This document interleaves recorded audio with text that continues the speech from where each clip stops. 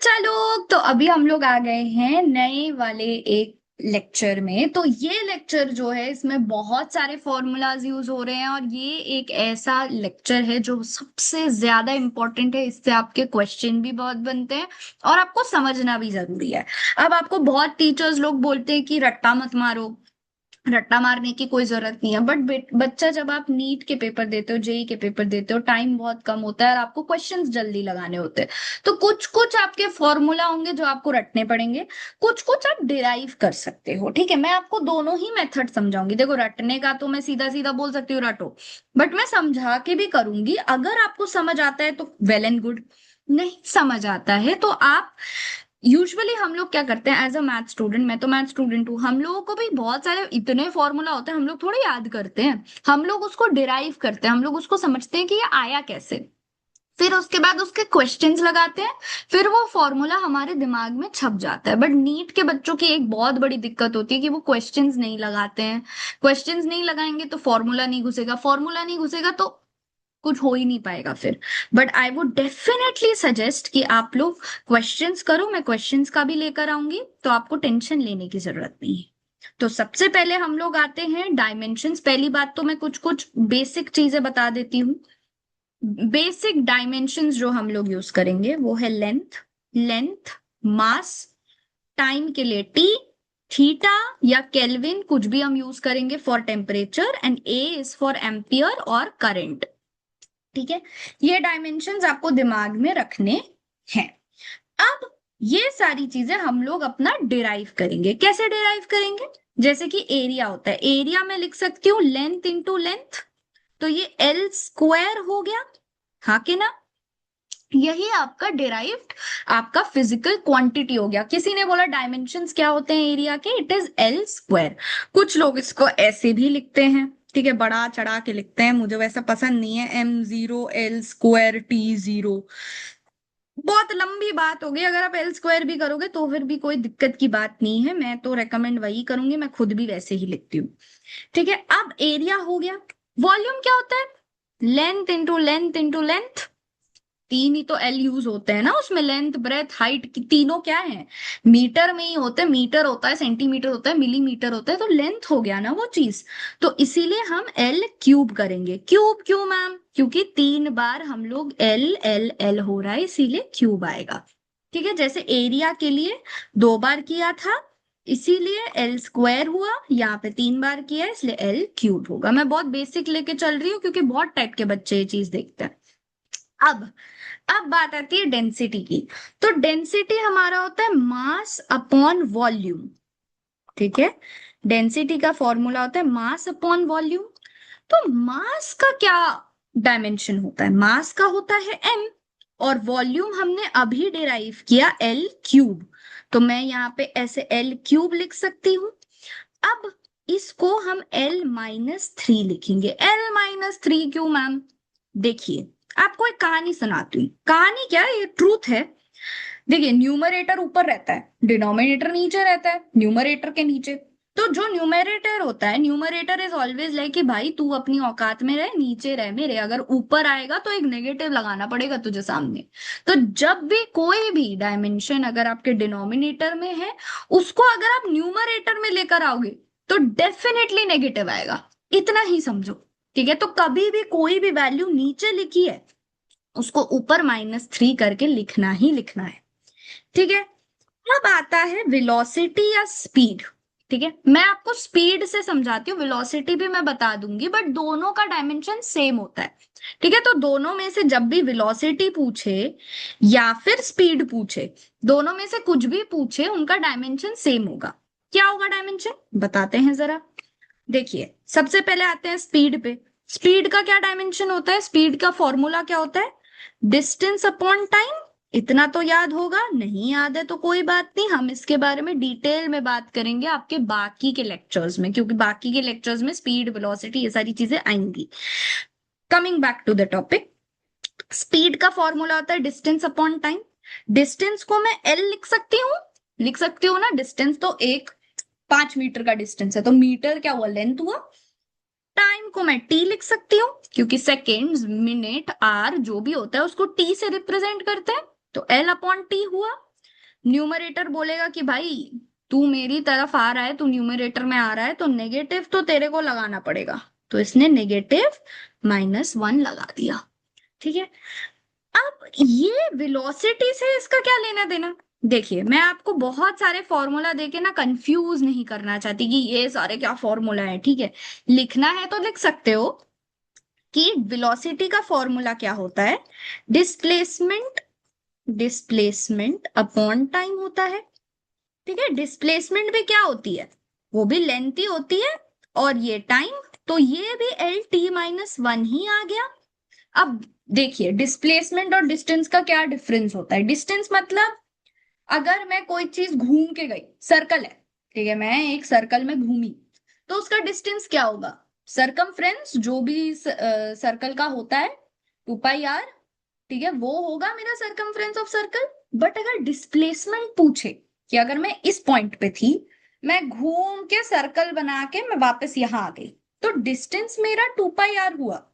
But कोई अगर मुझसे पूछे डिस्प्लेसमेंट क्या था, तो भाई मैं जहां से आई मैं वापस वहां पहुंच गई, तो displacement is like final point minus initial point.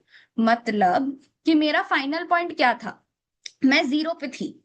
ठीक है, 0 से लेकर मैं वापस 0 पे आ गई, तो डिस्प्लेसमेंट इज लाइक 0। कि भाई मेरा फाइनल पोजीशन भी वही इनिशियल पोजीशन के ऊपर है, तो final position minus initial position is equal to 0। But ऐसा होता नहीं, डिस्टेंस तो हमने 2πr किया ही किया है, बट डिस्प्लेसमेंट हमारा 0 होता है, क्योंकि final position minus initial initial position होता है। अब देखो, हम इसके बारे में ज्यादा डिटेल में नहीं जाएंगे क्योंकि वो दूसरे चैप्टर में है, पहले हम डायमेंशंस पे ही बात करते हैं। ये हो गया हमारा वेलोसिटी का। जब भी क्वेश्चन में पूछे वेलोसिटी स्पीड, हमेशा LT-1।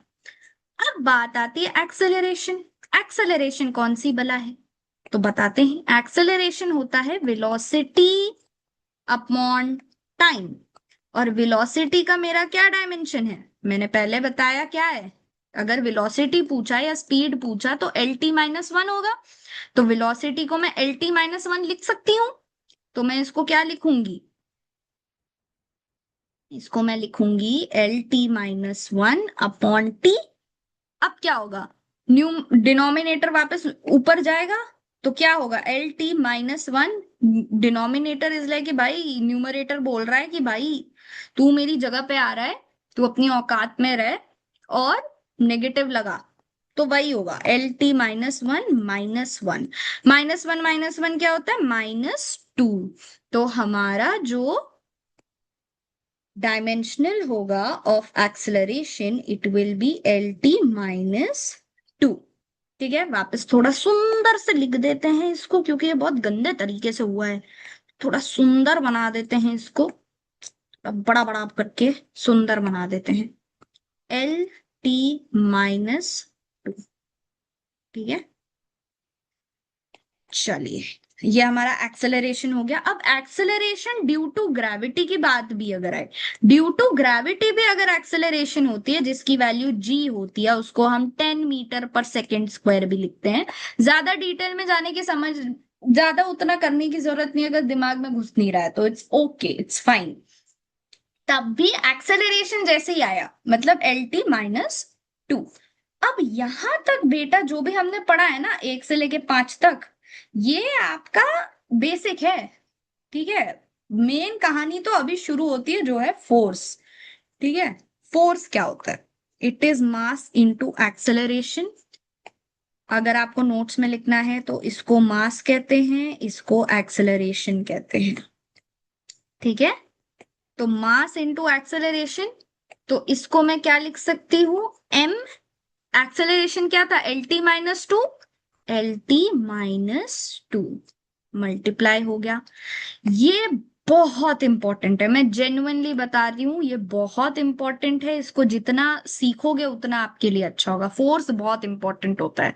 ठीक है, ये आपको याद रखना ही पड़ेगा। याद रखो, रट्टा मारो, जो करना है करो, अगर समझ के करना है मास इंटू एक्सेलरेशन करके कर लो। ठीक है, अब आता है मोमेंटम। मोमेंटम क्या होता है, मोमेंटम का भी कोई फॉर्मूला होता होगा। आपने क्या समझ के रखा है मोमेंटम का क्या फॉर्मूला हो सकता है? आप थोड़ा अपना दिमाग में लगाएं, अगर जेई के बच्चे हैं तो आपको पता होगा, और अगर नहीं भी पता है तो कोई दिक्कत की बात नहीं है, हम बता देते हैं। It is mass into velocity. तो हम इसको क्या लिख सकते हैं? वेलोसिटी का क्या फॉर्मूला था?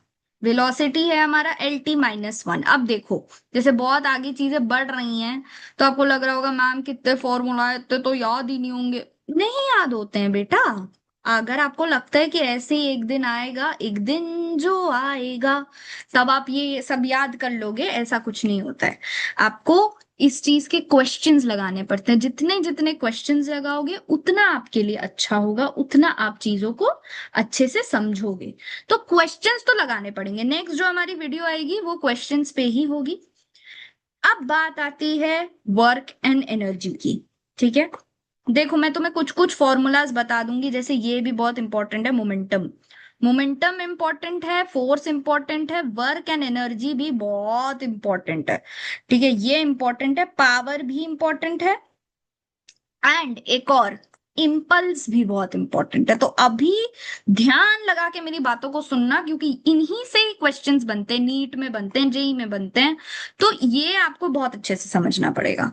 अब आते हैं वर्क पे।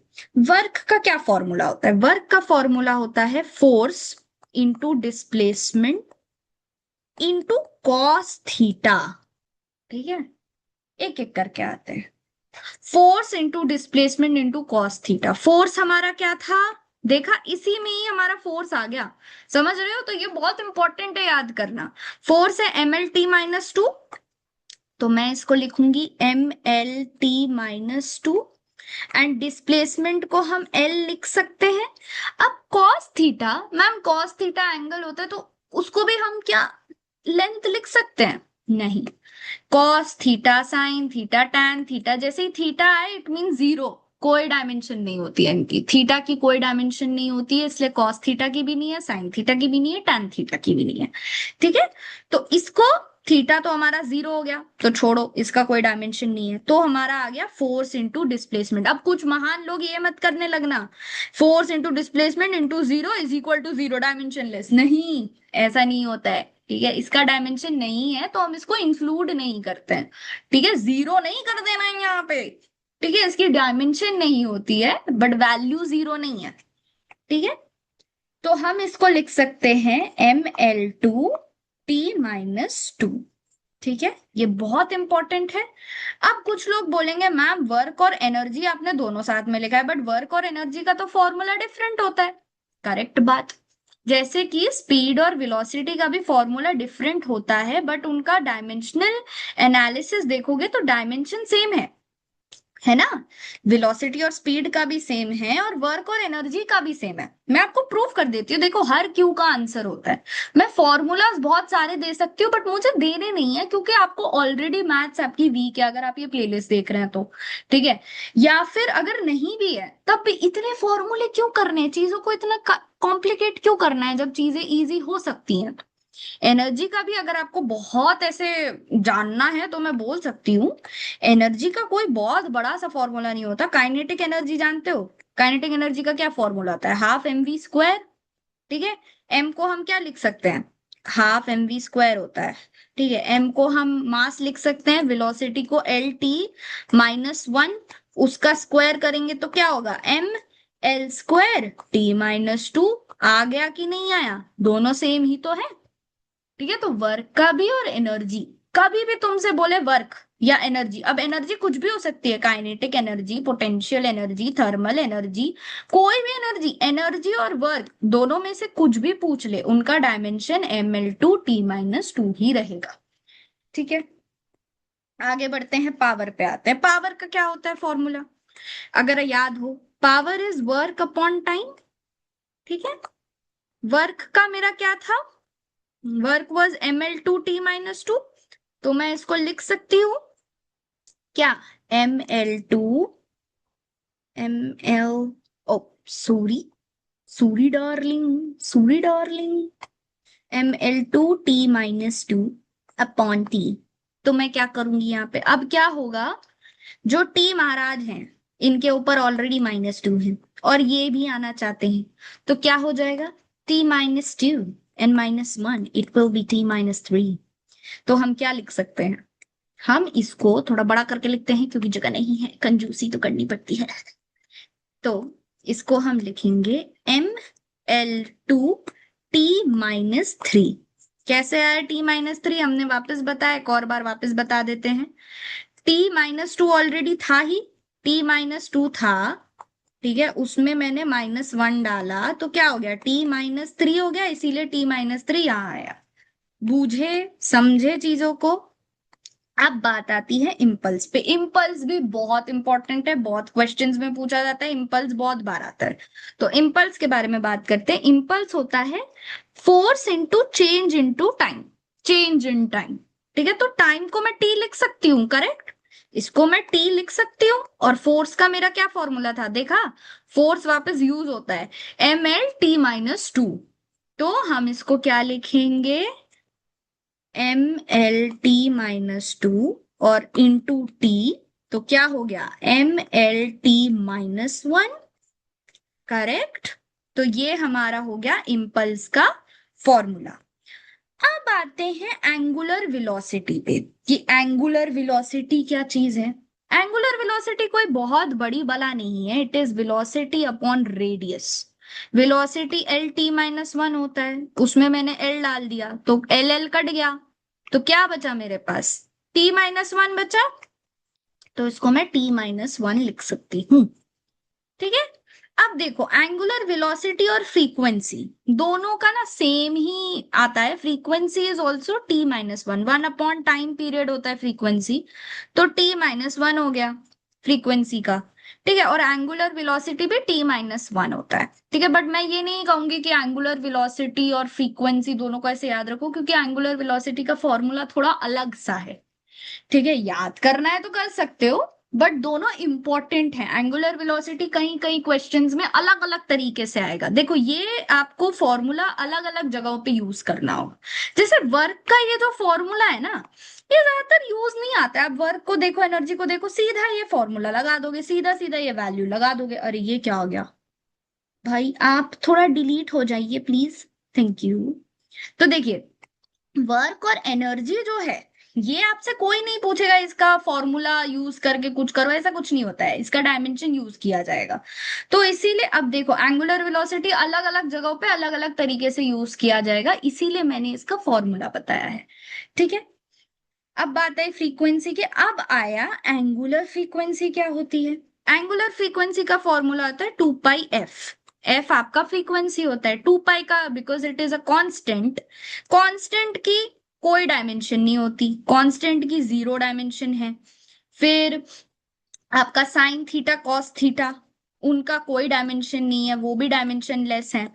ठीक है, तो 2π भी एक कांस्टेंट हो गया, तो इसकी कोई डायमेंशन नहीं होगी, बच गया एफ। एफ को हम लिख सकते हैं, अरे अरे सॉरी सॉरी सॉरी, वापस लिख देते हैं, 2πf। एफ को हम लिख सकते हैं, क्या हो रहा है ये, क्या हो रहा है ये, अ, अ, अ, अ, अ। इसको हम T-1 लिख सकते हैं। ठीक है, ये बात भी हो गई क्लियर। अब आते हैं आपके एंगुलर एक्सेलरेशन की।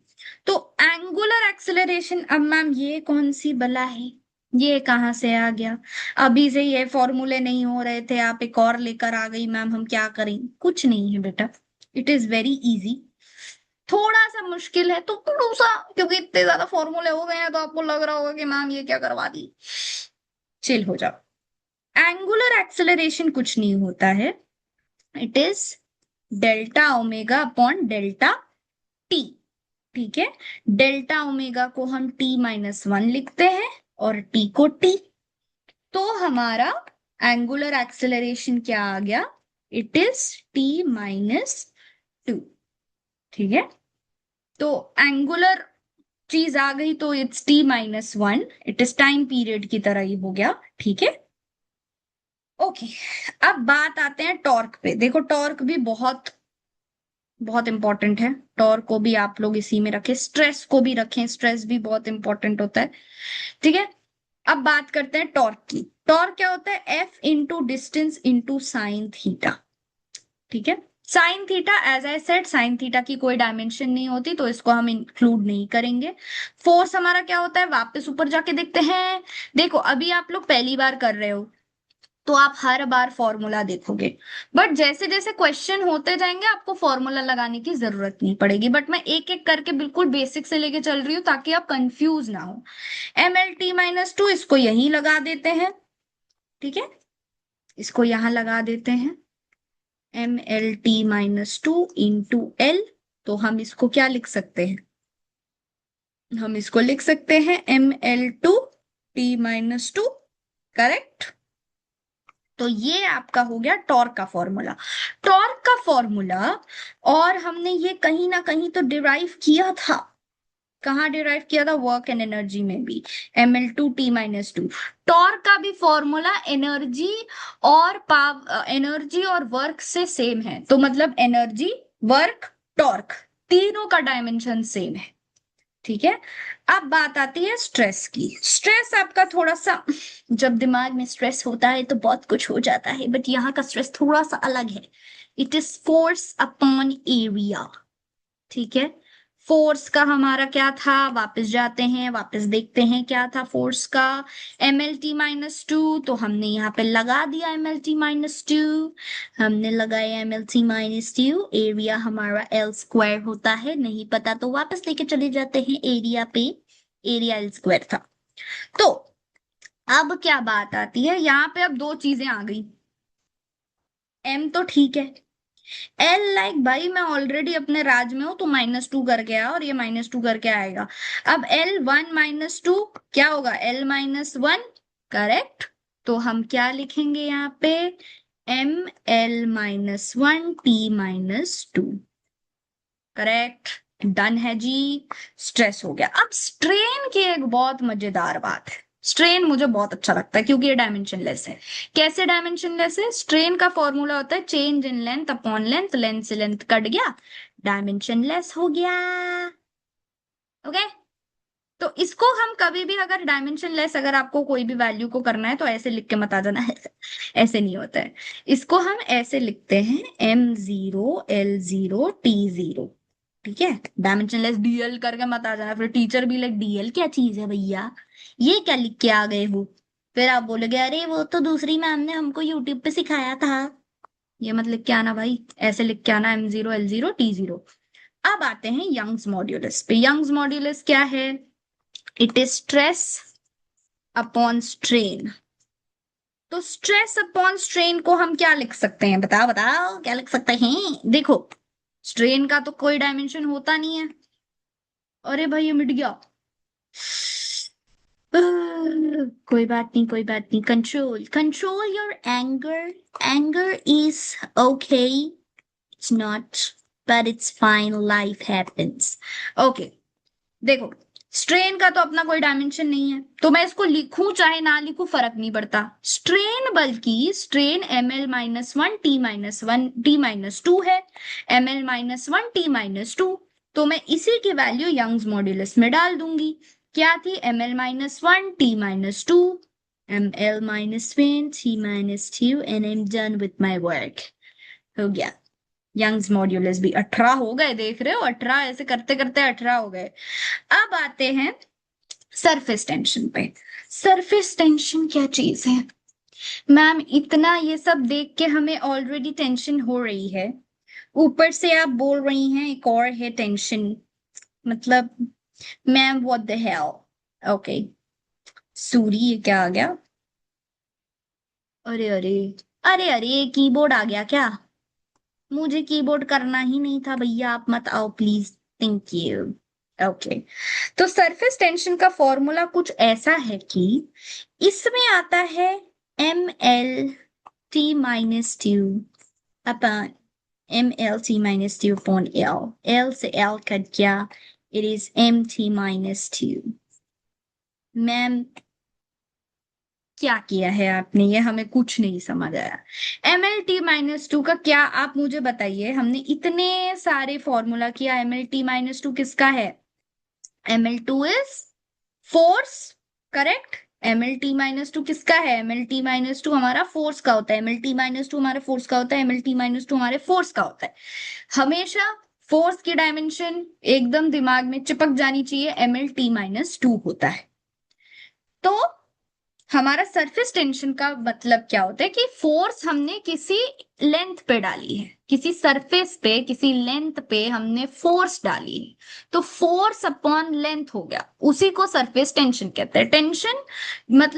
टेंशन का मतलब फोर्स होता है, ये भी एक फोर्स होता है जो दिमाग में लगता है, वैसे ही टेंशन होता है, तो ये भी एक फोर्स हो गया। और ये सरफेस है तो इसका लेंथ आ गया, तो लेंथ से लेंथ कट गया, Mt-2 आ गया। ठीक है, अब चार्ज पे आते हैं। यहां से थोड़ी कहानी गड़बड़ सी हो जाती है क्योंकि यहां पे आएंगे अलग से फॉर्मूले। तो Q को हम क्या लिखते हैं?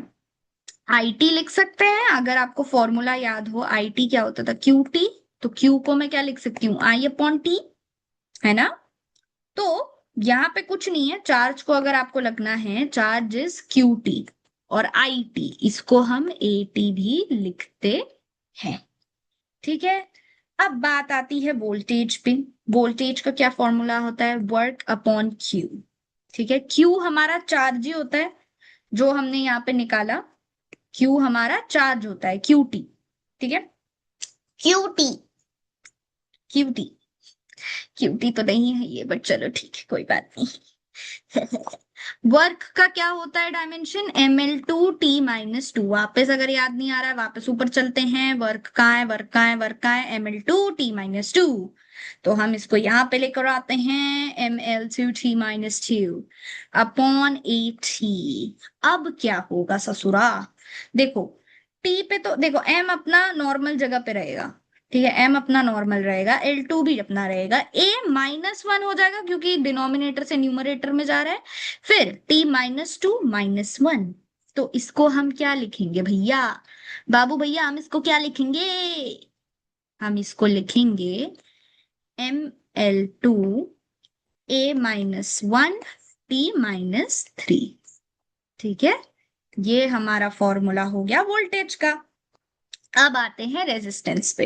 देखो, फॉर्मूला याद होगा, V = IR। नहीं याद था कोई बात नहीं, 12th क्लास में वापस इसको बहुत अच्छे से पढ़ोगे। तो V = IR होता है, तो R को मैं क्या लिख सकती हूँ? V/I। करेक्ट। V को मैंने क्या निकाला यहाँ पे? Ml-2 A-1 T-3। ठीक है, देखो, मैं सच बता रही हूँ, वोल्टेज इसमें मैं कहूंगी वोल्टेज को ज्यादा याद रखो। ठीक है, वोल्टेज याद रखो एंड चार्ज को याद रखो। ठीक है, एंड हो सके तो अगर थोड़ी और मेहनत करना चाहो तो कैपेसिटेंस याद रखो। रेजिस्टेंस हो जाएगा अपने आप, ठीक है, कैपेसिटेंस भी हो जाएगा, बट कैपेसिटेंस फिर भी याद कर लो। मुझे ऐसा लगता है कि कैपेसिटेंस बहुत बड़ी वैल्यू है, अगर आप उसको याद करना चाहते हो तो आप याद कर सकते हो। ठीक है, वोल्टेज को तो याद करना पड़ेगा। ठीक है, अब बात आती है रेजिस्टेंस पे। ठीक है, रेजिस्टेंस का फॉर्मूला होगा हमारा, बिकॉज इट इज V/I, तो V का हमारा क्या फॉर्मूला है? Ml-2 A-1 T-3। तो हम लिख सकते हैं Ml-2 A-1 T-3 upon AT।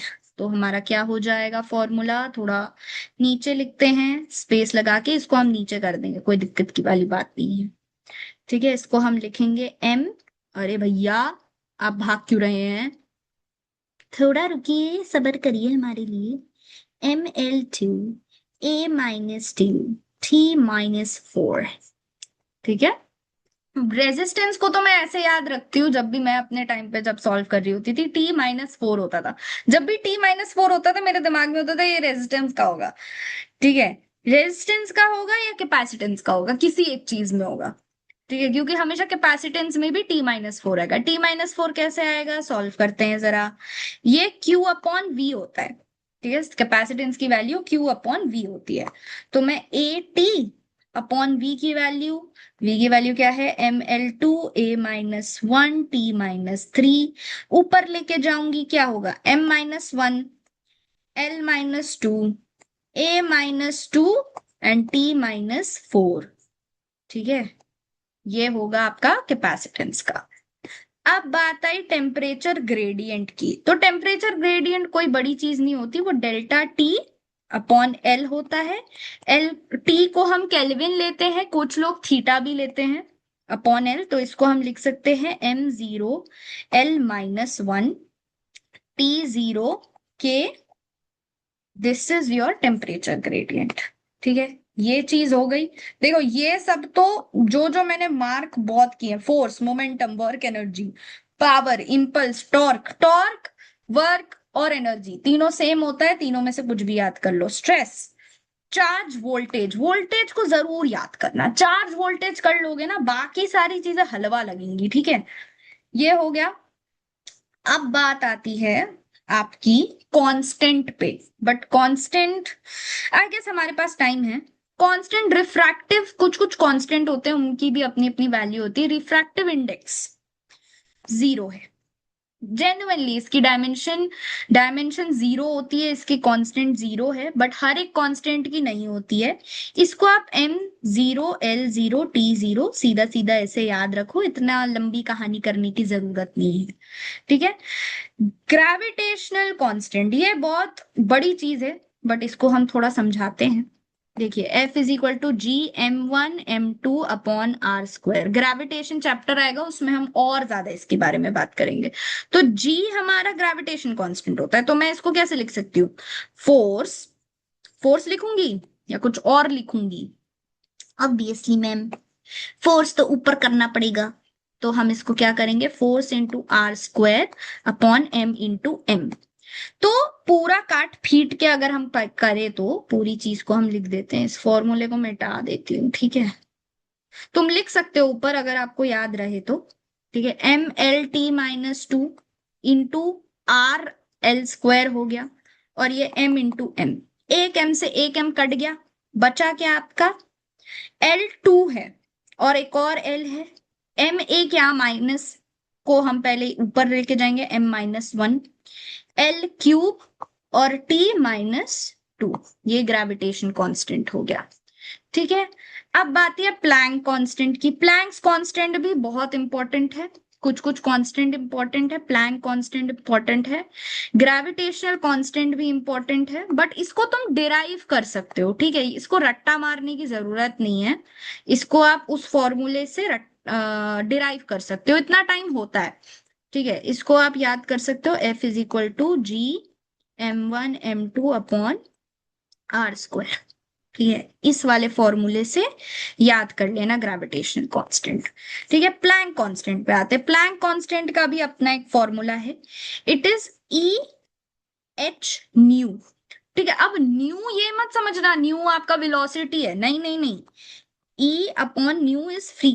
New is your frequency. ठीक है, इसको हम फ्रीक्वेंसी कहते हैं, चाहे लिखना है तो बगल में लिख सकते हो, न्यू इज फ्रीक्वेंसी। ठीक है, एनर्जी का हमारा क्या फॉर्मूला था? mL2T-2 upon T-1। तो हमारा क्या हुआ, क्या बच गया? mL2, थोड़ा बड़ा कर लेते हैं इसको, mL2T-1 माइनस क्या होगा यहाँ पे?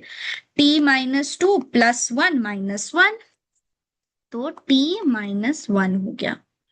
ठीक है, अब थोड़ा और बोल्ट्जमैन कांस्टेंट बचा है, विस्कोसिटी एंड हीट कैपेसिटी। बात करते हैं, बोल्ट्जमैन कांस्टेंट बहुत इंपॉर्टेंट है। बोल्ट्जमैन कांस्टेंट का फॉर्मूला मैं बता देती हूँ, इसका मतलब फॉर्मूला क्या होता है? ठीक है, इसका फॉर्मूला बहुत मुश्किल तो नहीं है, PV = KT होता है। इसमें T टेम्परेचर है, ठीक है, V वॉल्यूम है, ठीक है, P प्रेशर है। ठीक है, अब बात करते हैं एक एक करके। ठीक है, एक एक करके आएंगे, बात सब पे करेंगे।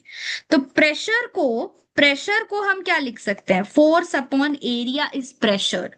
ठीक है, ये भी याद कर लो, फोर्स अपॉन एरिया, ये तुम्हारा, इसका मैं थोड़ा रेड पे कर देती हूँ, ये तुम्हारा प्रेशर का होता है, प्रेशर याद कर लेना। ठीक है, ये भी बहुत इंपॉर्टेंट है। ठीक है, फोर्स अपॉन एरिया, फिर V अपॉन टेम्परेचर, तो हम इसको क्या लिखेंगे? mLT-2 upon L²। यहाँ पे L³ आया। ठीक है, अरे भैया चल जाइए थोड़ा सा। एल क्यूब, और यहाँ पे के आ गया टेम्परेचर का, तो हम इसको कैसे लिख सकते हैं? एल क्यूब कट गया, क्यूब कट गया, ठीक है, बच गया यहाँ पे M L2 T-2 and K-1। ये आपका आ गया बोल्ट्जमैन कांस्टेंट का। ठीक है, अब आते हैं विस्कोसिटी पे। विस्कोसिटी का एक क्वेश्चन है जो मुझे आपको अगली क्लास में कराना है, उसमें हम और इस चीज के बारे में चर्चा करेंगे। ये होता है इसका फॉर्मूला। ठीक है, फोर्स, अब विस्कोसिटी को हम क्या लिख सकते हैं? Force upon area into delta we upon delta Z. ठीक है, जेड और वी क्या है? Sorry, delta we upon delta Z होगा। एक सेकेंड, गलती हो जाती है इंसान से, बिल्कुल अटैक करने मत लगने। It is delta Z into delta we. इस चीज के बारे में हम अगली क्लास में एक न्यूमेरिकल भी करेंगे, तो आई वांट यू कि इसका आप निकालें क्या फॉर्मूला है। इसको मैं एक होमवर्क की तरह दे रही हूँ, ठीक है, इसका आप डायमेंशन खुद निकालें, क्योंकि अगली क्लास में तो मैं निकालूंगी तो आपको पता तो चल ही जाएगा, बट स्टिल मैं चाहती हूँ कि आप ये क्वेश्चन खुद से एक बार करें।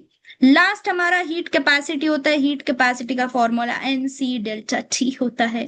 सी हमारा कांस्टेंट होता है, Q upon N delta T. N हमारा मोल्स है, ठीक है, अमाउंट है, तो ये मोल में होगा। क्यू हमारा चार्ज होता है, टी हमारा नॉर्मल केल्विन। ठीक है, बात आती है वापस, हम इसको लिखते हैं। क्यू को हम लिखेंगे Ml2T-2 and mole into kelvin. अच्छा, क्यू यहाँ पे कुछ लोगों को लग रहा होगा क्यू हमारा चार्ज है। क्यू हमारा चार्ज नहीं है यहाँ पे। अरे कलर क्यों चेंज हो गया? कलर क्यों चेंज हो गए तुम? क्यू हमारा चार्ज नहीं है। क्यू हमारा Ml2T-2 है। तो Ml2T-2 किसका होता था? दिमाग लगाइए, दिमाग लगाइए और हमें बताइए, ये एनर्जी का होता था। तो क्यू हमारा एनर्जी है, इट इज हीट एनर्जी। ठीक है, ये हीट की एनर्जी है, हीट एनर्जी अपॉन एन इन डेल्टा टी। टी हमारा केल्विन है। इसको, ये जो दो क्वेश्चंस हैं, ये आप दो क्वेश्चन, इनके डायमेंशन आप खुद निकालिए। अगली क्लास में हम आपको खुद बता देंगे, क्योंकि इन दोनों का एक क्वेश्चन हम करने वाले हैं। तो विद दिस ये आपका लेक्चर खत्म होता है। बहुत फॉर्मूले हैं, इन फॉर्मूले को अच्छे से रिवाइज करिए, उसी के बाद हम लोग अपने क्वेश्चन स्टार्ट करेंगे। I hope you have a good day now. Bye bye. Good night. We'll see you again.